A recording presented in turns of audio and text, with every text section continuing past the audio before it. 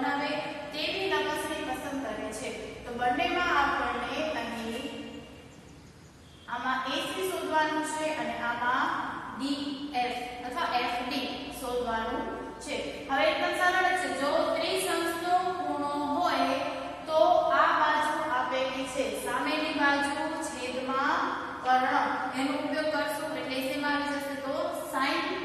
એટલે પહેલામાં જોઈ લઈએ ત્રિકોણ ABC માં ખૂણો B બરાબર 90 અને ખૂણો C બરાબર 30 છે અને AB બરાબર 1.5 મીટર.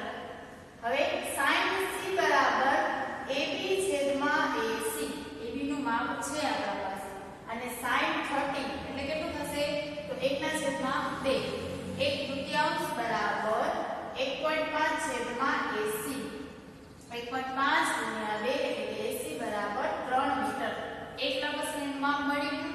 હવે બીજા માટે જોઈએ કે ત્રિકોણ DEF માં ખૂણો E બરાબર 90 અને ખૂણો F બરાબર 60.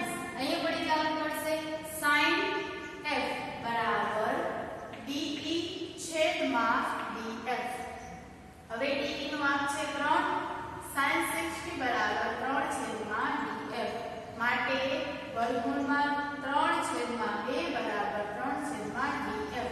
હવે વિદ્યાર્થી મિત્રો DF ને જો સૂત્ર કરતા બનાવશું તો 3 ગુણ્યા 2 છેદમાં વર્ગમૂળમાં 3. હવે 3 છે એ શું છે તો વર્ગમૂળમાં 3 ગુણ્યા વર્ગમૂળમાં 3 છે અને આ છેદમાં વર્ગમૂળમાં 3 એટલે આ કેન્સલ, તો શું બચશે 2 વર્ગમૂળમાં 3 મીટર, માટે DF બરાબર 2 વર્ગમૂળમાં 3 મીટર. આવી રીતે બંને લંબચોરસની લંબાઈ 5 વર્ષથી નીચેના જે બાળકો છે તેના માટેની લંબચોરસની લંબાઈ 3 મીટર છે, જ્યારે 5 વર્ષથી ઉપરના જે બાળકો છે તેના માટેની લંબચોરસની લંબાઈ 2 વર્ગમૂળમાં 3 મીટર છે. આવું વાક્ય લખી અને આપણે દાખલો પૂર્ણ કરીશું. અને હવે તમારે